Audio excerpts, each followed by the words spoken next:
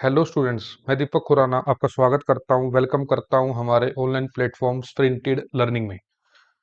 इसमें बेटा जी आज मैं आपको एक बेसिक सा टॉपिक करवाऊंगा, एक इम्पोर्टेंट टॉपिक करवाऊंगा हमारी इनऑर्गेनिक केमिस्ट्री का, हमारे प्री पी ब्लॉक एलिमेंट्स का, हमारे मेन ग्रुप एलिमेंट्स का। तो बेटा जी जैसे कि जो सीरीज हमने शुरू कर रखी है वो सीरीज है हाइड्रोलिसिस की। हाइड्रोलिसिस पे पहले भी मैंने काफी वीडियो अपलोड की हैं। आप इन वीडियो को प्लेलिस्ट में जाके देख सकते हैं, प्लेलिस्ट का नाम भी हाइड्रोलिसिस है। तो आज का जो टॉपिक है, आज का जो कॉन्सेप्ट है, मैंने क्या करवाना है वो है PCl3 का हाइड्रोलिसिस। बहुत ही बेसिक सा कंसेप्ट है, लेकिन एक इंपॉर्टेंट कंसेप्ट कैरी करता है अपने आप में। PCl3 का जो हाइड्रोलिसिस जब करते हैं, कुछ क्वेश्चंस हैं जो इसमें अराइज होंगे, उसका आंसर मैं आपको देने की कोशिश करूंगा।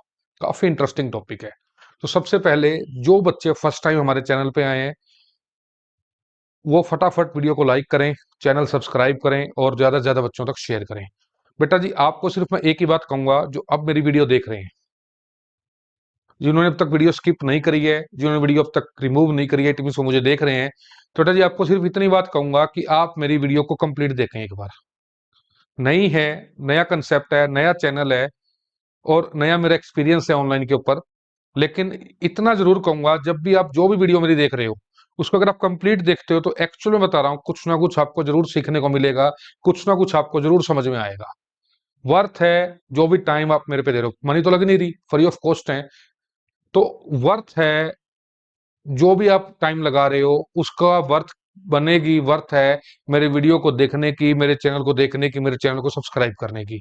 तो बेटा जी आपसे यही रिक्वेस्ट करूंगा कि जो भी बच्चे फर्स्ट टाइम आ रहे हैं बेटा जी, वो चैनल को प्लीज सब्सक्राइब करें, ज्यादा से ज्यादा बच्चों तक शेयर करें। जरूर बेटा जी कुछ ना कुछ अच्छा सीखने को मिलेगा, काफी कुछ सीखने को मिलेगा। अब देरी ना करते हुए अपने टॉपिक को शुरू करूंगा। टॉपिक क्या है? टॉपिक है PCl3 का हाइड्रोलिसिस, यानी कि PCl3 की वाटर के साथ रिएक्शन। इससे पहले मैंने एक SiCl4 का हाइड्रोलिसिस करवाया था, एक अपनी अलग वीडियो में। उसका लिंक भी दे दूंगा मैं आपको, प्लेलिस्ट में भी मिल जाएगी। इसको भी देखेंगे और फिर PCl3 को करेंगे ना, आपको पता लगेगा कि मैं क्या समझाना चाह रहा हूं। देखो ये कहना क्या चाहता है, कहते जब मैं PCl3 का स्ट्रक्चर बनाता हूं ना, PCl3 का स्ट्रक्चर कुछ इस तरह से दिखता है। इसमें किसी को शायद कोई डाउट नहीं होगा, PCl3 का स्ट्रक्चर कुछ हमारे को इस तरह से देखने को मिलता है। अब यहाँ हम क्या चीजें ऑब्जर्व करते हैं, ये कहता है जैसा हमने SiCl4 में किया था, SiCl4 में SiCl बॉन्ड थी, इसी तरह यहाँ पे क्या है, PCl बॉन्ड है। कैसी बॉन्ड है? PCl बॉन्ड है। और PCl बॉन्ड होने के कारण Cl पे पार्शली नेगेटिव, या यूं कहूं कि हमने मेन जो फोकस करना है फोस्फोरस को, फोस्फोरस पर पार्शली पॉजिटिव चार्ज कैरी होता है। फोस्फोरस पर पार्शली पॉजिटिव चार्ज कैरी होता है। और जैसा मैंने SiCl4 में बताया था आपको, अगर हम कहें कि यहाँ वाटर मोलिक्यूल आता है और वाटर में ऑक्सीजन पर क्या है, लोन पेयर हैं, तो ये लोन पेयर कहाँ अटैक करेंगे? पार्शली पॉजिटिव चार्ज पे अटैक करेंगे। ऐसा कुछ हमने SiCl4 में किया था। SiCl4 में भी मैंने ऐसा ही करवाया था कि इसमें इसके ऊपर पार्शली पॉजिटिव चार्ज आता है और इसमें हमारे पास लोन पेयर होते हैं, और ये लोन पेयर क्या करते हैं, इसके ऊपर अटैक करते हैं और यहाँ पे बॉन्ड बनती है इस तरह की। ऐसा कुछ कंसेप्ट देखने को मिलता है, ऐसा कुछ करवाया था मैंने, मान लो। आपको इतनी बात समझ में आ रही है? इसी तरह से जब मैं PCl3 की बात करता हूँ, PCl3 को अगर मैं कैरी करके चलता हूँ, इसके ऊपर पार्शली पॉजिटिव चार्ज आया, जो अमूमन बच्चे गलती करते हैं कई बार, देखना मैं भी समझाऊंगा आपको कि क्या गलती होती है। तो इसमें भी क्या होता है, ऑक्सीजन क्या करता है, यहाँ पे बॉन्ड बनाता है और ऑक्सीजन पे ये चार्ज ट्रांसफर हो जाता है। ये चार्ज जो है यहाँ से ट्रांसफर हो जाता है किसके ऊपर? ऑक्सीजन के ऊपर ये चार्ज ट्रांसफर हो जाता है। इतनी बात समझ में आनी चाहिए। ये तो यहाँ बॉन्ड बन गई आपकी, ये जो चार्ज है फिर कहाँ ट्रांसफर हो जाता है? ऑक्सीजन के ऊपर ट्रांसफर हो जाता है। ये बात समझाई जा रही है आपको, इतनी बात समझ में आ गई। फिर मैंने आपको क्या बताया था कि H जो है पॉजिटिव लेके बाहर निकलता है, और Cl जो क्या है, अच्छा एक लिविंग ग्रुप है, वो यहाँ से बाहर निकलता है, HCl की फॉर्म में निकलेगा। आपके अकॉर्डिंग होगा क्या? ऐसा कुछ होना चाहिए। आपके अकॉर्डिंग ऐसा कुछ होना चाहिए कि पहले क्या हुआ, एक ओवेच लगा, फिर हमने दूसरा ओवेच लगा दिया, इसी तरह से क्या हुआ, ये तीन ओवेच रिप्लेस कर दिए, तीन HCl बाहर निकाल दिए। ये ऐसा प्रोडक्ट बनना चाहिए था। कब बनना चाहिए था? जब मैं PCl3 को तीन वाटर मॉलिक्यूल से रिएक्ट करवा रहा हूं, तो आपके अकॉर्डिंग कुछ बच्चे इस प्रोडक्ट को ऐसे भी बना देते हैं, फिर वो कहते हैं जी हमने बना दिया है H3PO3, ये अपना बन गया। लेकिन ये प्रोडक्ट, ये कंसेप्ट गलत है। इसका मैकेनिज्म इस तरह से नहीं जाता। मैं जो समझाना चाह रहा हूँ, ये मैकेनिज्म ऐसे नहीं जाता। H3PO3 इस तरह से नहीं बनता।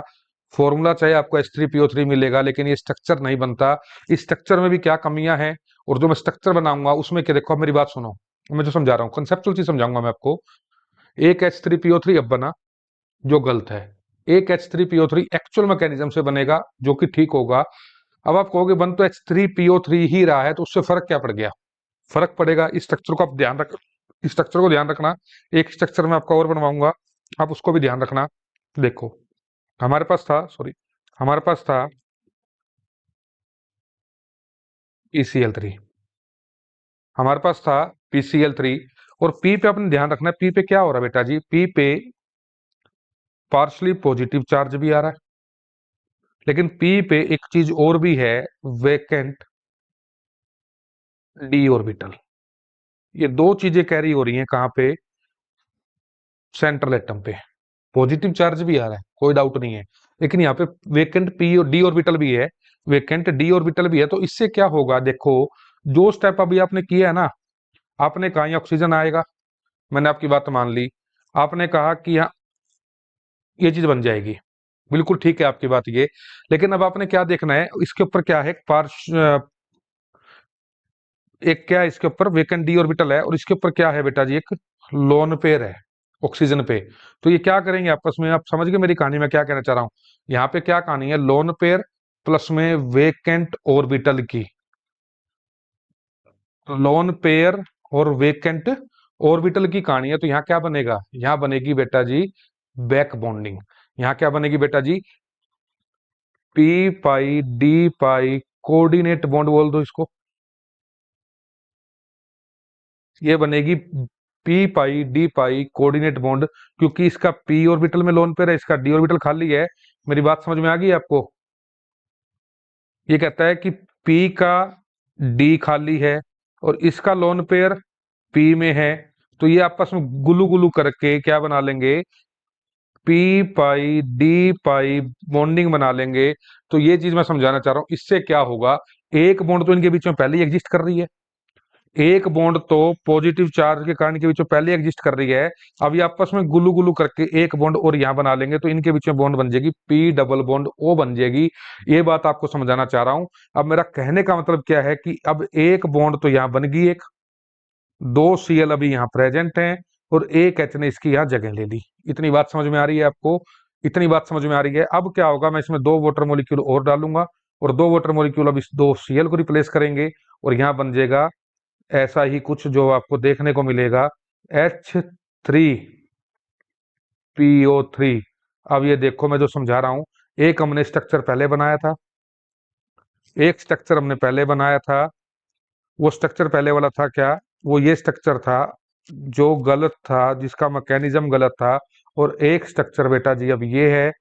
अब इसमें और इसमें ऑब्वियस है कि ठीक तो ये है, ये गलत है, लेकिन फिर भी क्या डिफरेंस है? इसमें स्ट्रक्चर, सिर्फ स्ट्रक्चर गलत नहीं हुआ, यहाँ कंसेप्ट भी गलत हुआ। इसके अकॉर्डिंग इसमें तीन OH बॉन्ड मिलती हैं, और इसके अकॉर्डिंग यहाँ पे दो OH बॉन्ड मिलती हैं। इसका मतलब क्या है? ये यहाँ पे डाई बेसिक का काम करता है। ये बात आपको समझ में आनी चाहिए। अगर हम फॉर्मूले को देखें, H3PO3, H3 है, P3 है, दोनों में ही। यहाँ हमें लगता है कि शायद तीन और तीन H हैं, तो ये तीन OH बॉन्ड कैरी करेगा, लेकिन ऐसा नहीं होता। इसमें दो OH बॉन्ड कैरी होती हैं, डाई बेसिक का काम करता है। ये चीज हमें इसके स्ट्रक्चर से पता लगती है, और ये चीज के लिए हमारे पास यहाँ पे कंसेप्ट आता है P π D π बॉन्डिंग का। यहाँ पे जो कंसेप्ट आता है बैक बॉन्डिंग का आता है, और बैक बॉन्डिंग पे 4 वीडियोज मिलेंगी आपको, उनका लिंक भी मैं डिस्क्रिप्शन बॉक्स में दे दूंगा। पूरी कंप्लीट चीजें बेटा जी आपको चैनल पे मिल रही हैं। चैनल में बहुत कुछ है, अगर आप अपने अकॉर्डिंग देखो, बहुत से कंसेप्ट हैं जो क्लियर हो रहे हैं, क्लियर होंगे भी सही। और जैसे जैसे बच्चे जुड़ते रहेंगे, नए कंसेप्ट जो हैं उसी वे में, उसी स्पीड से फटाफट ऐड होते चले जाएंगे। अगर फिर भी कोई आपको कंसेप्ट समझना है, कोई टॉपिक आपको समझना है, कुछ क्वेश्चन में डाउट है, टॉपिक में डाउट है, तो आप कमेंट बॉक्स में कमेंट कर देना। उसके ऊपर वीडियो पड़ी होगी तो आपको लिंक दे दूंगा, नहीं तो नई वीडियो आपको मिल जाएगी। आ रही मेरी बात समझ में? जो मैं समझाना चाहता था कि H3PO3 का स्ट्रक्चर कैसे एग्जिस्ट करता है, डाइबेसिक कैसे होता है ये। अब अगली वीडियो में जो है PCl5 का हाइड्रोलिसिस करेंगे, उस कंसेप्ट को समझेंगे कि PCl5 कैसे रिएक्ट करता है वाटर के साथ। इसी तरह से वन बाय वन कई रिएक्शंस को पढ़ेंगे, कई कंसेप्ट्स को पढ़ेंगे। इतनी बात समझ में आ रही है बेटा जी? आज के लिए मैं इतना ही रखूंगा, आज के लिए इतना ही। अगेन, जो बच्चे वीडियो को पूरा देख रहे हैं कमेंट बॉक्स में यस करके जाएंगे, जिससे मुझे पता लगा कितने बच्चे कंप्लीट वीडियो देख रहे हैं। बाकी सब्सक्राइब करना है चैनल, वीडियो लाइक करनी है, वीडियो शेयर करनी है। Thank you very much.